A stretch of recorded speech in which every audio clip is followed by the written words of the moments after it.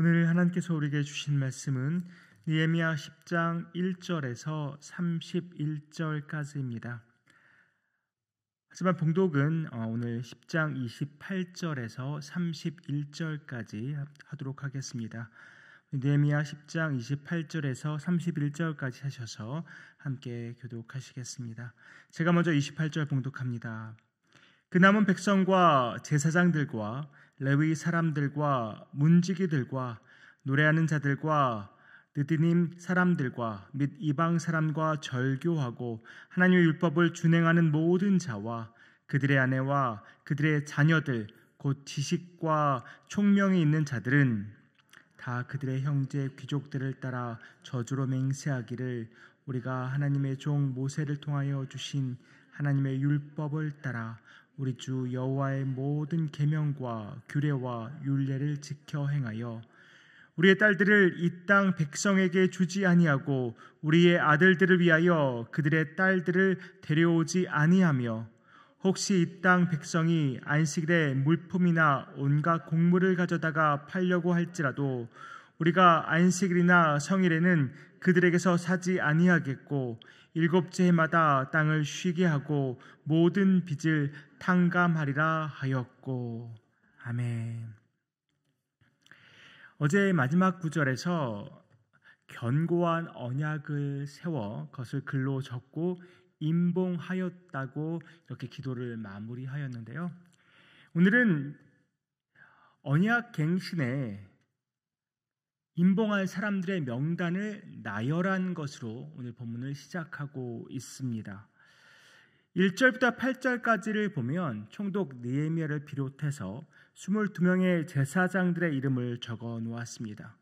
또한 9절부터 13절까지는 17명의 레위 사람들의 이름을 적어 놓았고 14절부터 27절까지는 44명의 지도자들 이름을 적어 놓았습니다. 특별히 1절에 느헤미야 이름이 적혀 있기는 한데 이 일이 에스라가 예루살렘에 도착한 이후에 일어난 일이라면 그때는 이미 느헤미야가 예루살렘에 있지 않았습니다.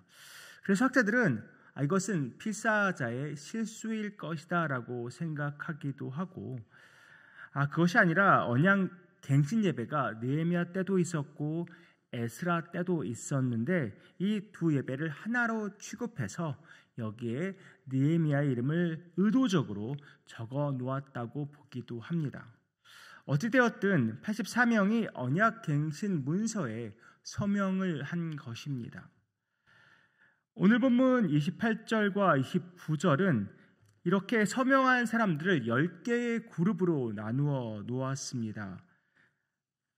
그것은 제사장, 레위 사람, 성전 문지기, 노래하는 사람, 성전 막일꾼, 율법에 따라 살려고 이방인들과 인연을 끄는 자들, 아내들, 아들, 딸들, 알아들을 만한 지식이 있는 이들, 귀족 형제들 이렇게 10그룹으로 나누어 놓았습니다.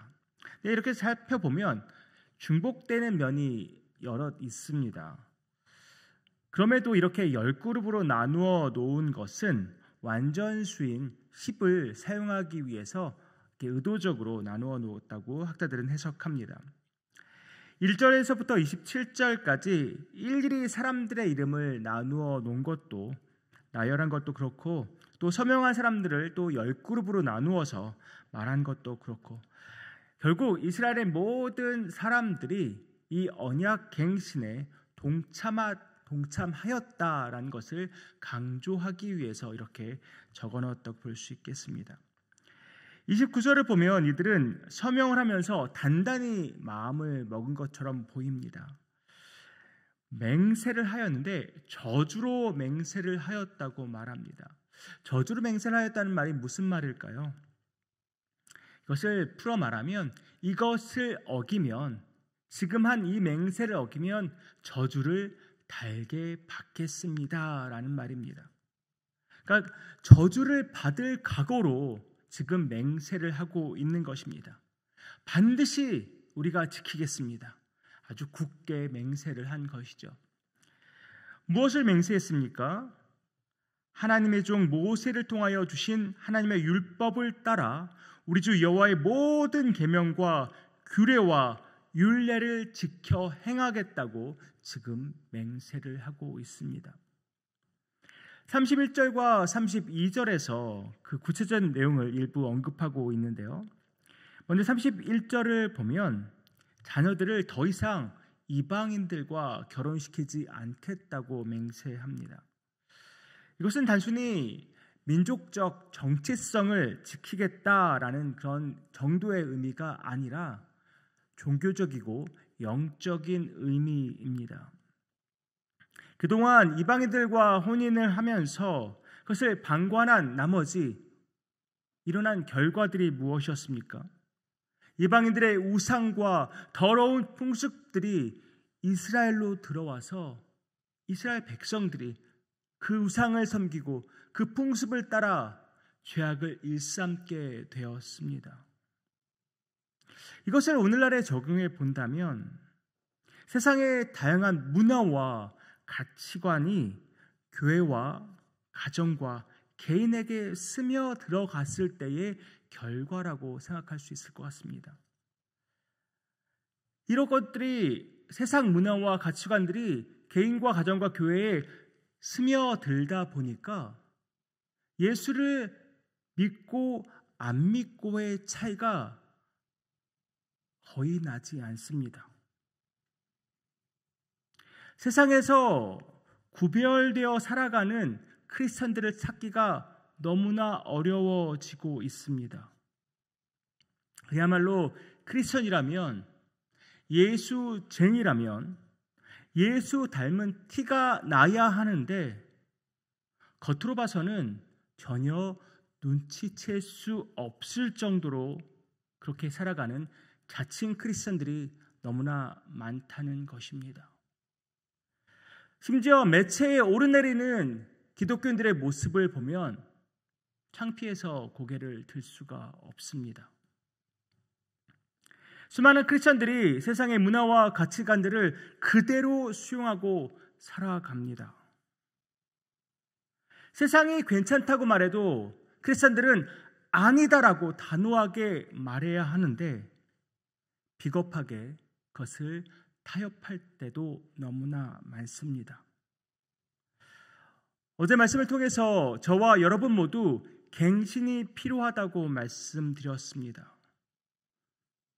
개인과 가정과 교회에 갱신을 선포해야 한다고 말씀드렸습니다. 우리가 갱신의 필요성을 인정하고 또 오늘 언약 갱신에 서명한 이스라엘 백성처럼 우리도 결단해야 합니다. 이방인과 더 이상 혼인하지 않겠다고 그들이 맹세하는 것처럼 우리도 세상의 거짓된 문화와 잘못된 가치관에 타협하지 않겠다고 우리 역시 맹세해야 합니다. 이런 점에서 우리는 우리 자신에게 엄격해야 합니다. 근데 많은 사람들이 자신에게는 관대하고 남에게만 엄격합니다. 진정한 크리스천들은 상대방에게는 관대하지만 자기 자신에게는 엄격한 기준과 잣대를 놓고 살아갑니다.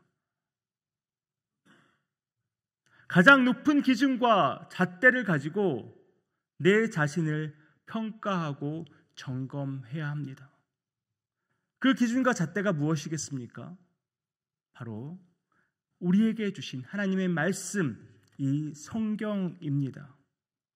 우리가 율법주의적으로 살자는 말이 아니라 하나님의 말씀, 그 율법에 순종하면서 살자는 것입니다. 그렇게 주의 말씀에 순종하면서 그 안에서 자유와 평안을 누리면서 살자는 것입니다. 이스라엘 백성들이 더 이상 이방인들과 혼인하지 않기로 결정하고 그렇게 하였을 때 자녀들은 분명 부모에게서 무언가를 배웠을 것입니다. 그동안 왜 이방인들과 혼인을 했습니까? 정치적이든 경제적이든 어떠한 이익이 있었기 때문에 이방인들과 혼인을 해왔습니다. 그런데 그 모든 이익을 포기하고 이방인과 더 이상 혼인을 시키지 않는 부모들을 보면서 자식들은 분명히 배웠을 것입니다. 무엇이 더 중요한지를 깨달았을 것입니다. 이것은 지금도 마찬가지입니다. 부모의 선택, 그 말과 행동은 자녀들에게 큰 영향을 끼칩니다. 부모의 모습에 바로 반응하지 않더라도 자녀들은 부모를 통해서 좋은 면도 보고 나쁜 면도 보고 또 그것을 보고 배웁니다. 부모가 무엇을 중요하게 여기는지, 부모의 판단과 선택의 기준은 과연 무엇인지, 그 기준이 세상의 것인지 아니면 하나님의 말씀인지 다 보고 배웁니다. 부모 앞에서 말을 하지 않는다고 해서 자녀들이 모르는 것이 아니라는 말입니다. 자녀들은 다 보고 듣고 어느샌가 그것을 따르고 있습니다.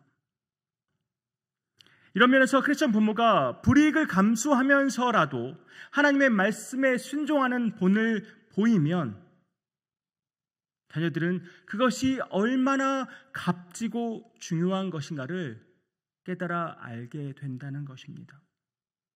그리고 그 본을 받아서 세상에서 행하게 될 것입니다. 부모된 저와 성도님들 모두가 이 언약 갱신에 서명하는 그 마음으로 우리도 다시 한번 주의 말씀에 온전히 순종하겠다고 다짐하고 결단하는 이 시간 되기를 소망합니다. 또한 31절을 보면 안식일이나 성일에 물건을 사거나 팔지 않겠다고 맹세하면서 또 하나 중요한 맹세를 합니다. 바로 6년 동안 경작하고 7년째 되는 해에는 쉬게 하겠다고 맹세합니다. 무슨 말입니까? 7년째 해에 농부가 손을 대지 않더라도 사실 그래도 과수원에는 여전히 열매가 맺힐 것입니다. 근데 그것을 거두지 않겠다는 말입니다. 왜 그렇게 합니까? 고아와 과부와 이방인들, 어렵고 힘든 자들에게 그것을 나누어 주겠다는 것입니다. 그들을 배려하여서 그것을 남겨놓겠다는 것입니다. 그리고 6년이 지난 빚은 탕감해 주겠다고 맹세합니다. 아무래도 빈부격차가 있겠죠. 그 빈부격차에서 오는 그런 아픔과 고통을 최대한 줄여보겠다는 노력입니다. 이 모든 것이 무엇을 의미합니까? 내가 얻은 모든 소산과 내 소유, 내 것이 아니라 주님의 것입니다. 지금까지 주님께서 나에게 허락해 주신, 은혜로 허락해 주신 것들 앞으로도 채워 주실 것을 믿습니다. 내게 베풀어 주신 그 은혜 이제는 남에게 베풀며 살아가겠습니다라는 주님을 향한 신뢰의 표현이요 또 이웃을 향한 사랑의 표현인 것입니다. 사랑하는 성도님들, 여러분은 여러분 자신과 가정과 교회의 갱신을 선포하면서 무엇을 다짐하십니까? 하나님의 말씀에 나 자신과 나의 가정과 교회를 비추어 볼 때 재정비해야 할 것이 무엇입니까? 우리가 갱신하기로 결단한 이상 이전과 같은 삶을 살 수는 없습니다. 세상과 타협했던 나의 모습, 알게 모르게 느슨해진 나의 신앙을 다 뒤로 하고 다시 하나님의 말씀에 온전히 순종하겠다고 결단하는 저와 여러분 되기를 소망합니다. 한 번 사는 인생 정말 멋지게 하나님의 백성답게 살아야 하지 않겠습니까? 말씀 앞에서라는 찬양이 있습니다. 그 찬양에 이렇게 적혀 있는데, 하나님 말씀에 두려워 떠는 자, 그 말씀에 생명을 거는 자, 하나님 말씀에 운명을 거는 자, 순종하며 주 따라가는 자, 이러한 자의 모습, 이렇게 담대히 살아가는 저와 여러분 되기를 주님의 이름으로 축복합니다. 기도하겠습니다.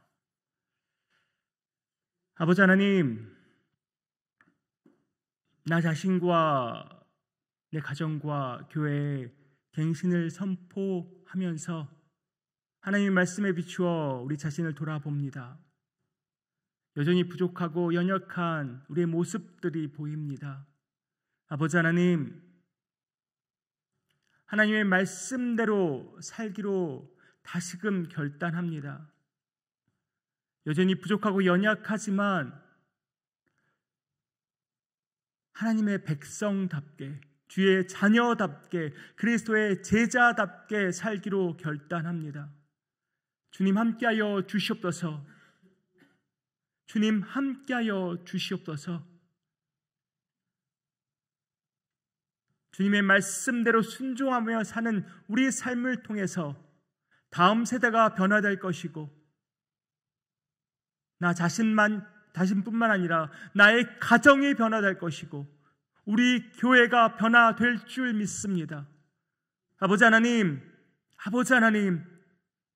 우리의 생각과 우리의 가치관과 우리의 모든 삶의 태도들을 온전히 주님 보시기에 아름다운 것들로 바꾸어 주셔서 세상 가운데 구별되이 살며 주님의 영광을 드러내며 살아가는 우리 모두 될 수 있도록 주님 축복하여 주시옵소서. 이 모든 말씀 예수님의 이름으로 기도하옵나이다. 아멘.